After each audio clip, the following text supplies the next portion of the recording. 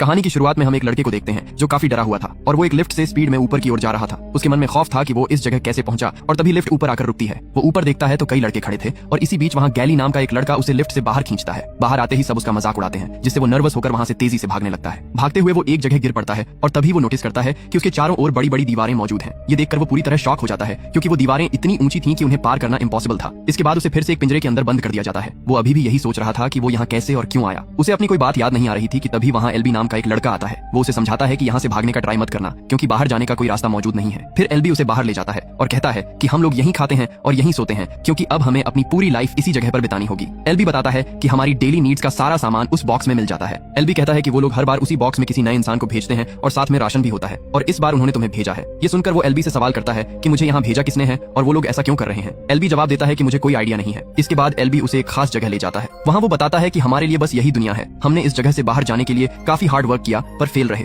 उसी वक्त उस लड़के का ध्यान उन दीवारों के बीच बने एक रास्ते पर पड़ता है। वो लड़का एलबी से पूछता है कि इसके बाहर क्या चीज है। तब एलबी उसे यहाँ के 3 मेन रूल्स के बारे में बताता है। पहला, अपना काम सही से करो और टाइम वेस्ट मत करो। दूसरा, यहाँ के किसी भी रनर को नुकसान मत पहुंचाना। और तीसरा, कभी भी उस दीवार के दूसरी तरफ जाने का ट्राई मत करना वरना जान से हाथ धो बैठोगे। इसी बीच वहाँ चक नाम का एक लड़का आता है जो सब में सबसे छोटा था। तो एलबी उसे इस नए लड़के का ध्यान रखने की जिम्मेदारी देता है। चक उसे बताता है कि हम सब उसी बॉक्स के थ्रू आते हैं और फिर यहाँ फंस जाते हैं। अब यहाँ से बाहर निकलना ऑलमोस्ट इम्पॉसिबल है। तभी वो नया लड़का धीरे धीरे उस दीवार की तरफ जाने लगता है। ये देखकर चक पीछे से दौड़ता हुआ आता है और उसे दीवार के करीब जाने से रोक देता है। लेकिन वो लड़का पूछता है कि आखिर इसके अंदर ऐसी क्या चीज है कि हमें अंदर जाने की परमिशन नहीं है। चक क्लियर करता है कि तुम बस इस दीवार को बाहर से देख सकते हो, अंदर बिल्कुल मत जाना क्योंकि अंदर जाते ही तुम्हारी मौत पक्की है। उसी वक्त वहाँ दीवार वाले रास्ते से 2 लड़के भागते हुए बाहर आते हैं। उन्हें देखकर वो लड़का चक से पूछता है कि तुमने तो बोला था कि दीवार के अंदर जाना मना है, तो फिर ये दोनों दूसरी तरफ क्यों गए। चक रिप्लाई करता है कि वो कोई नॉर्मल लड़के नहीं है बल्कि वो रनर्स हैं और उन्हें इस मेज के बारे में हमसे कहीं ज्यादा नॉलेज है। ये सुनकर उस लड़के के मन में खौफ और बढ़ने लगता है और वो उस दीवार के और पास चला जाता है। तभी गैली उसे जोर से धक्का देकर नीचे गिरा देता है और वार्निंग देता है कि तुम इसके अंदर नहीं जा सकते। इस बात पर वो लड़का काफी अग्रेसिव हो जाता है और चिल्लाकर पूछता है कि तुम सब मुझे साफ साफ बताते क्यों नहीं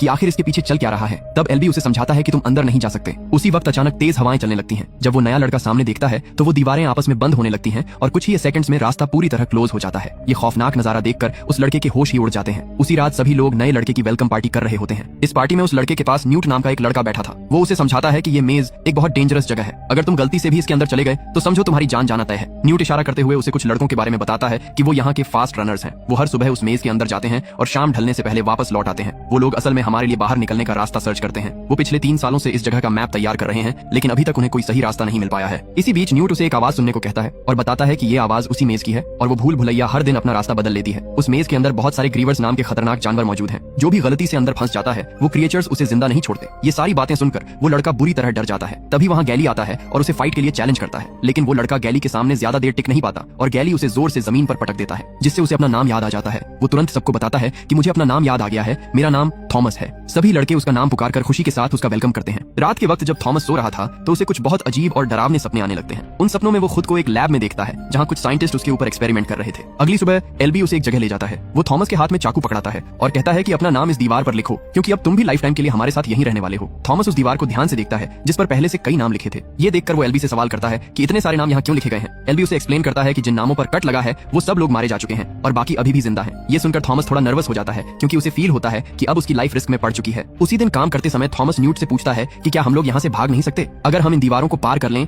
या फिर उसी बॉक्स में छुपकर वापस चले जाएं। लेकिन न्यूट उसे समझाता है कि कोई फायदा नहीं होने वाला। हम ये सब ट्रिक्स ट्राई कर चुके हैं क्योंकि असल में बाहर निकलने का कोई रास्ता है ही नहीं, इसलिए अब तुम्हें यहीं रहना होगा। अब थॉमस जंगल वाले एरिया में खाने की चीजें तलाश कर रहा था। तभी उसे वहाँ कई सारे कंकाल दिखाई देते हैं। इसी बीच वहाँ बेन नाम का एक रनर लड़का आ जाता है और वो बिना सोचे थॉमस पर अटैक कर देता है। थॉमस जैसे तैसे स्ट्रगल करके अपनी जान बचाता है और वहाँ से भागते हुए सीधा उसी जगह पहुंच जाता है जहाँ बाकी सारे लड़के मौजूद थे। वहाँ पहुंचते ही न्यूट तुरंत बेन पर हमला कर देता है जिससे वो थॉमस को छोड़ देता है। तभी वो सब नोटिस करते हैं कि उसके पेट पर उसी ग्रीवर के डंक का निशान मौजूद है। इसका मतलब था कि अब उसका बचना नामुमकिन है। इस सिचुएशन को देखकर एलबी कहता है कि इसे फौरन पिंजरे में बंद कर दो। उसी दिन थॉमस एलबी से पूछता है कि आखिर बेन को ये क्या हो गया था। एलबी उसे बताता है कि अगर उस क्रिएचर का डंक किसी की बॉडी पर लग जाए तो वो इन्फेक्टेड हो जाता है और धीरे धीरे अपनी याददाश्त भूलने लगता है। इसके बाद शाम को सभी लड़के बेन को सजा के तौर पर उस दीवार के अंदर भेजने की तैयारी करते हैं और धीरे धीरे वो सब मिलकर बेन को दीवार के पार धकेल देते हैं। तभी वो दीवार आपस में बंद हो जाती है। इसी के साथ बेन की कहानी खत्म हो जाती है और वो अब उनके बीच नहीं रहता। ये सारा सीन देखकर थॉमस और बाकी दोस्तों को बहुत ज्यादा हर्ट होता है क्योंकि उन्होंने अपना एक और साथी खो दिया था। इसके बाद वो उस नाम वाली दीवार पर जाकर बेन के नाम पर भी एक कट लगा देते हैं क्योंकि अब वो इस दुनिया को छोड़ चुका था। उसी रात थॉमस को दोबारा वही सपने आने लगते हैं। सपने में उसे एक लड़की आवाज देकर बुला रही थी और वो देखता है कि कुछ साइंटिस्ट्स उसके साथ एक्सपेरिमेंट कर रहे हैं। तभी घबराहट में अचानक उसकी नींद खुल जाती है और सुबह उठकर वो देखता है कि आज उस भूल भुलैया के अंदर मिन्हो के साथ एलबी भी जा रहा है। ये देखकर वो न्यूट से पूछता है कि एलबी तो रनर है ही नहीं तो फिर वो आज उस दीवार के अंदर क्यों जा रहा है। न्यूट उसे रिप्लाई करता है कि एलबी हम सब में से सबसे ज्यादा समझदार इंसान है और उसे इस भूल भुलैया की काफी नॉलेज है, इसलिए वो अंदर जा सकता है। उस पूरे दिन सभी लड़के उन दोनों के लिए काफी टेंशन में थे क्योंकि वो दोनों अभी तक उस मेज से वापस नहीं लौटे थे और जो शाम होने से पहले बाहर ना आ पाए उसका जिंदा बचना नामुमकिन है। इसलिए सभी लोग उस दीवार के गेट के सामने खड़े हो जाते हैं। तभी अचानक उस दीवार की तरफ से तेज हवाएं चलने लगती हैं और वहां से मिन्हो एलबी को अपने कंधों पर उठाकर आ रहा था। लेकिन उनकी किस्मत खराब थी क्योंकि उसी वक्त वो दीवार भी आपस में बंद होने लगी थी। ये देखकर वहां खड़े सभी लोगों की सांसें अटक जाती हैं। वो दीवार बस पूरी तरह बंद होने ही वाली थी। ये देखकर थॉमस न चाहते हुए भी तेजी से भागकर उसके अंदर घुस जाता है और तभी दीवार लॉक हो जाती है। थॉमस एलबी को देखता है तो उसे समझ आ जाता है कि उस ग्रीवर ने एलबी को भी अपना डंक मार दिया है। उसी वक्त बहुत सारे ग्रीवर्स उनकी तरफ ही आगे बढ़ रहे थे, इसलिए जैसे तैसे करके मिन्हो और थॉमस एलबी को उठाते हैं और वहां से भागना शुरू कर देते हैं। तभी भागते हुए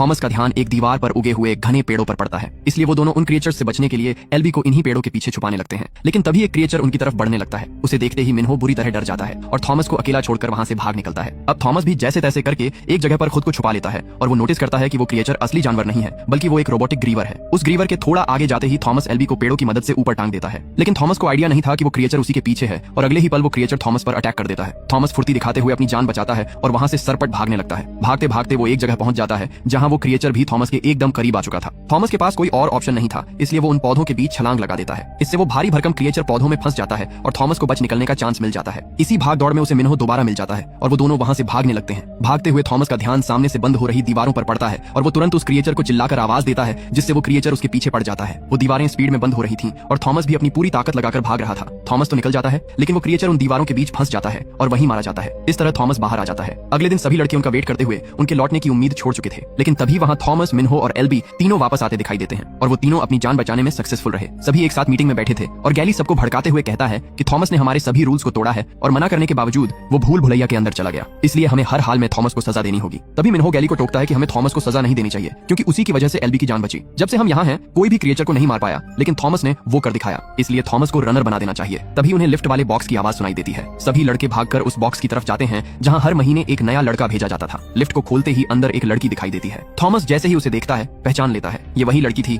जो बार बार उसके सपनों में आ रही थी। उस लड़की के हाथ में एक नोट भी था जिस पर लिखा था she is the last one ever, मतलब इस लड़की के आने के बाद अब किसी और को नहीं भेजा जाएगा। इसी बीच उस लड़की को होश आता है और वो थॉमस कहकर पुकारती है और फिर फौरन दोबारा बेहोश हो जाती है। काफी टाइम बीत चुका था लेकिन वो लड़की अभी भी बेहोश थी। न्यू थॉमस से पूछता है कि क्या तुम इसे जानते हो, लेकिन थॉमस साफ इनकार कर देता है कि मैं नहीं जानता। इसके बाद थॉमस एक बार फिर से उस मेज के अंदर जाने के लिए रेडी हो जाता है, लेकिन मिन्हो उसे रोकता है और वहां जाने से मना करता है। थॉमस उसे समझाता है कि हमें अब उस क्रिएचर की सच्चाई पता लगानी ही पड़ेगी, इसलिए मिन्हो भी जाने के लिए तैयार हो जाता है और इस बार पूरे 5 लड़के सीधा भूल भुलैया के अंदर एंट्री ले लेते हैं। मेज के अंदर आते ही उन्हें वही क्रिएचर दिखाई देता है जो कल रात दीवारों के बीच मारा गया था। उसके पास जाकर मिन्हो क्रिएचर की बॉडी का एक हिस्सा निकाल लेता है। इससे पहले कि वहां कोई और क्रिएचर आ धमकता, वो सब तुरंत कैंप की तरफ वापस लौट आते हैं। वापस आकर जब वो उसे देखते हैं तो पता चलता है कि वो एक डिवाइस है जिस पर विकेट लिखा था। इससे उन्हें हिंट मिलता है कि ये क्रिएचर्स उसी ने बनाए हैं जो उन सबको इस भूल भुलैया में भेज रही हैं। इसके बाद मिन्हो थॉमस को सीधा एक छोटे से सीक्रेट रूम के अंदर लेकर जाता है। वहां थॉमस एक बहुत बड़ा मैप देखता है। असल में ये मैप उसी भूल भुलैया का था। वो पिछले 3 सालों से इसका नक्शा तैयार कर रहे थे ताकि बाहर निकलने का रास्ता मिल सके, लेकिन अब तक वो सब फेल ही रहे। मिन्हो थॉमस को बताता है कि ये मेज हर दिन अपनी शेप बदलती है और इसके पूरे 8 सेक्शंस हैं, लेकिन अभी तक बाहर जाने का कोई रास्ता नहीं मिला। तभी 2 लड़के भागते हुए आते हैं और बताते हैं कि उस लड़की को होश आ गया है। थॉमस सीधा उसके पास पहुंचता है। वो लड़की अपना नाम टेरिसा बताती है और कहती है कि मुझे बस अपना नाम याद है, इसके अलावा कोई भी पुरानी याद नहीं है। थॉमस उसे बताता है कि तुम इस जगह आने वाली आखिरी मेंबर हो, इसके बाद कोई नहीं आने वाला। और सबसे शॉकिंग बात यह है कि वो बॉक्स अभी तक नीचे नहीं गया। इस बात से सारे लड़के काफी डरे हुए हैं। टेरिसा बताती है कि मुझे बस एक ही बात याद है कि एक औरत लाउड आवाज में बोल रही थी कि विकेट इज गुड और कुछ साइंटिस्ट्स मेरे ऊपर एक्सपेरिमेंट्स कर रहे थे।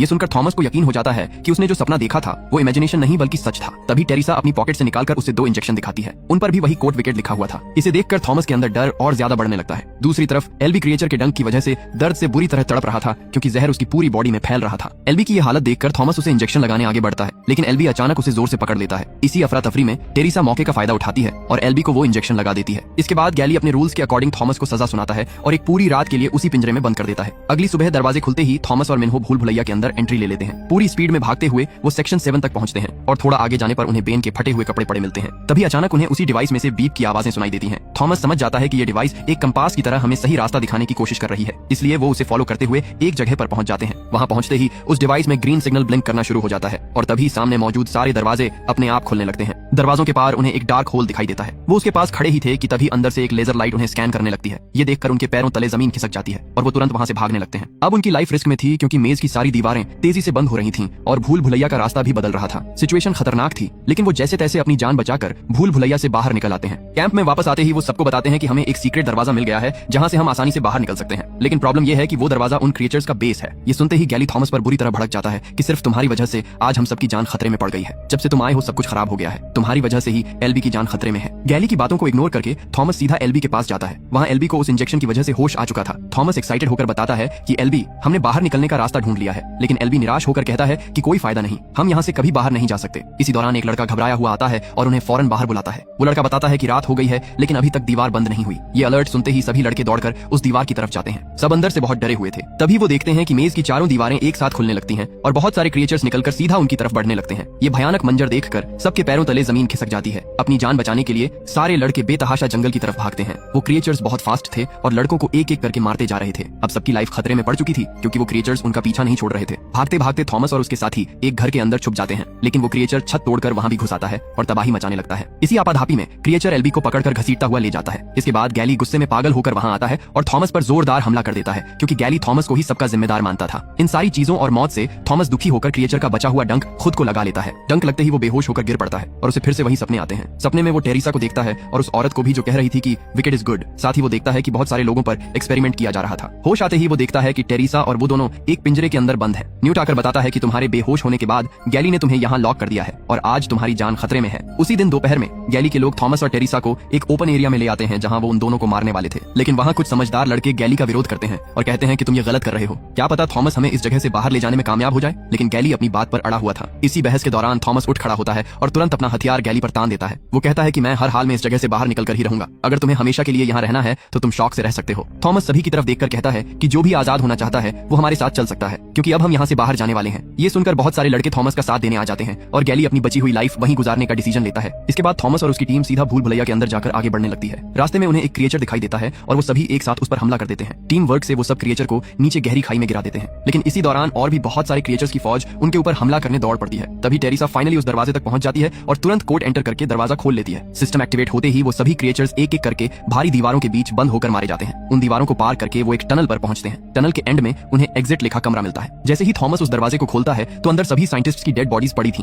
वो मारे जा चुके थे। यहाँ उन्हें समझ आता है कि जो लोग उन पर एक्सपेरिमेंट कर रहे थे वो कैमरा से उन सबको 24 घंटे मॉनिटर कर रहे थे। थॉमस कंट्रोल पैनल पर जाकर एक डिवाइस में अपना फिंगरप्रिंट लगाता है। तभी सामने स्क्रीन पर एक वीडियो प्ले होने लगती है। ये वही औरत थी जो बार बार थॉमस और टेरिसा के सपनों में आ रही थी। वो अपना इंट्रोडक्शन देते हुए कहती है कि मेरा नाम डॉक्टर एवा पेज है। वो कहती है कि मुझे पता है कि तुम सब इस वक्त बहुत डरे हुए होगे। मैं मानती हूँ कि ये सब मेरी ही वजह से हुआ है क्योंकि मैं ही इस एक्सपेरिमेंट की हेड इंचार्ज हूँ। वो एक्सप्लेन करती है कि हमें ना चाहते हुए भी ये सब करना पड़ा क्योंकि सूरज की गर्मी ने पूरी दुनिया को जलाकर राख कर दिया है और इस तबाही से कई लाखों करोड़ों जानें चली गई हैं। इसके बाद दुनिया में एक वायरस फैल गया जो सीधे लोगों के दिमाग को कंट्रोल में कर लेता है। लेकिन ये वायरस कुछ इंसानों पर बिल्कुल असर नहीं करता और वो तुम सभी हो जिन्हें इस भूल भुलैया में भेजा गया था। डॉक्टर एवा पेज लास्ट में कहती है कि इस एक्सपेरिमेंट का मोटिव क्या है ये तुम्हें कुछ ही देर में पता चल जाएगा। इतना बोलने के बाद डॉक्टर वीडियो में ही खुद को गोली मार लेती है। ये देखकर सारे लड़के शॉक में थे। इससे पहले कि वो वहां से भाग पाते अचानक वहां गैली की एंट्री होती है। गैली वायरस से पूरी तरह इन्फेक्टेड हो चुका था और उसके हाथ में एक गन थी। गैली थॉमस पर गोली चलाने ही वाला था कि तभी मिन्हो फुर्ती से अपना हथियार गैली के सीने में फेंक देता है और वो वहीं पर ढेर हो जाता है। लेकिन गैली की गन से निकली गोली सीधी चक को लग जाती है और चक वहीं मर जाता है। अपने सबसे छोटे साथी को मरता देखकर सबको बहुत गहरा सदमा लगता है। तभी वहां कमांडोज की बहुत सारी फोर्स आ जाती है। वो उन सभी लड़कों को रेस्क्यू करके